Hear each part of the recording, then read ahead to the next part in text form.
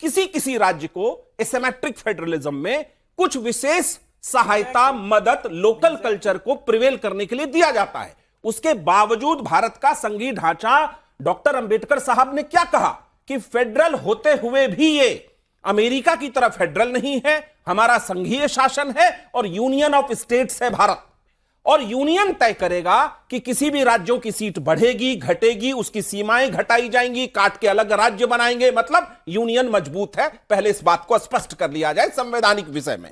अब आइए परिसीमन। भारत की आजादी के समय इस देश की जनसंख्या 36.1 करोड़ थी पहली जनगणना में। आज 2011 और आज हम खड़े हैं 2026 में, 140 करोड़ का देश, सीटें वही 545-42, आज भी वही सीटें। तो क्या यह सीट 1971 के जनगणना के आधार पर जो 25-25 साल के लिए फ्रीज करके रखा गया है, तो क्या मौजूदा सरकार इस देश की संभावनाओं का विस्तार ना करे? क्या इनके सीट की संख्याओं को हर राज्यों में और संसद की सीटों को बढ़ाए नहीं? तरह तरह के पेच फंसा के आप उसको रोकना चाहते हैं। क्यों? महिलाओं को आरक्षण नहीं देना है। क्यों नहीं देना भाई? महिलाओं को आरक्षण, सर प्लीज, महिलाओं को आरक्षण आप दे देंगे तो एनडीए सरकार को क्रेडिट मिल जाएगा, मोदी जी को मिल जाएगा कि मोदी जी ने इस देश की महिलाओं को आगे बढ़कर संसद में जाने का रास्ता प्रशस्त किया। सत्यप्रकाश मिश्रा जी बहुत ही वेल रेड लीडर हैं और आप हमेशा फैक्ट्स को एकदम स्टेट करते हैं, ठीक है? तो इसीलिए मैं चाहूंगी, क्योंकि महिला आरक्षण की बात आई, भाई आप ये बताइए, क्लॉज बिल जो ड्राफ्ट करता है वो सत्ता पक्ष करता है। बिल जब सदन के पटल पर आता है उसमें जो क्लॉज लगाने हैं, जो नहीं लगाने हैं, ये भी सत्ता पक्ष ही लगाता है। बिल्कुल। एम आई राइट? अब ये पहले जनगणना होगी, फिर डिलिमिटेशन होगा, फिर एग्जीक्यूशन होगा। ये क्लॉज विपक्ष ने तो नहीं लगा दिए। आपको लगता है कि कहीं ना कहीं सत्ता पक्ष से भी चूक हुई? उस वक्त उनके पास बेहतर नंबर थे, खुद के बल पर मेजोरिटी थी।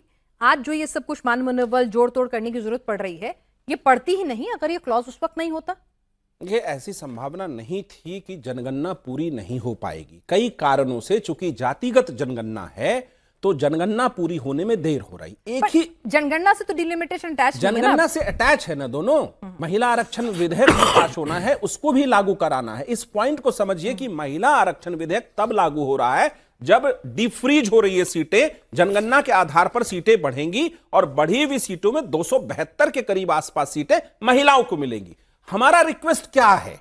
हम इतना ही मांग कर रहे हैं इस देश की सदन से कि 2011 का जनगणना मान लेते हैं, उसके आधार पर डिफ्रीज करते हैं, सीटों को बढ़ाते हैं और हर राज्यों में 50%। चलिए एक फार्मूला आया कि दक्षिण के राज्यों का चूंकि जनसंख्या वृद्धि नहीं हुआ है तो उनको सीटें कम मिलेंगी।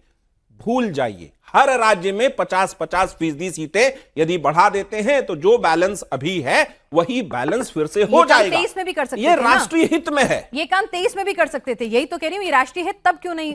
कोविड से लेकर के, कोविड में जो निगेटिव इकोनॉमी गई, उसके बाद जातिगत बाद में था। नहीं, मैं एक पॉइंट बता रहा हूं। मेरा सिंपल सा ये कहना है, ये अगर भाई हमें ख्याल रखना था साउथ के स्टेट का, ये तमाम फॉर्मूला जो है डिलिमिटेशन अगर सेंसस पे बेस्ड होना ही नहीं था, फॉर्मूले पर बेस्ड होना था, तो ये काम 23 में भी कर सकते थे ना सर।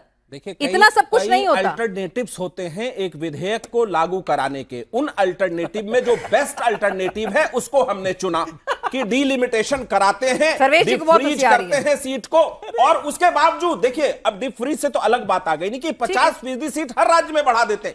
इसमें क्यों पेट में दर्द है? मान लीजिए बिहार में भी 40 सीटें हैं, 50% बढ़ के 60 हो जाएगा, 57 एमपी उधर राज्यसभा मिला करके तमिलनाडु में है, उनका भी बढ़ेगा। बराबर की बातें कर रही है, पूरा उत्तर दक्षिण पश्चिम सब बराबर हो जाए। 50% वाले फॉर्मूले के लिए जनसंख्या विरोध एक है पिनाक जी, सेंसस की जरूरत ही नहीं ना। उसको डिलिमिटेशन, महिला आरक्षण विधेयक का क्रेडिट रुक जाइए, मौजूदा सरकार को देना नहीं चाहती, बस इतनी सी बात। नहीं, इतनी सी बात में आपने वाली बात आप एक बात बताइए, मैं आपसे पत्रकार हैं, आप जो मैंने बताया, किसी भी पॉलिटिकल पार्टी को इससे क्या नुकसान होगा? वही निवान जी के पास वही सवाल लेके जा रही थी। हाँ, चलिए वो जवाब दे, क्या नुकसान हो जाएगा? भाई 360 इन्होंने जुटा लिए मोरलेस, ठीक है?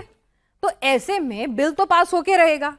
अब ये लोग अगर चाह रहे हैं कि भाई आप लोग भी आइए, है ना, अब इनके पास नंबर पूरे हैं, तो उसमें आप क्यों नेगेटिव पब्लिसिटी लेना चाहते हैं? क्यों आप रोड़ा अटकाते हुए देखना चाहते हैं जब नंबर जुटा चुके हैं ये लोग? देखिए पिनास जी, एक चीज तो मैं ये कहना चाहता हूं,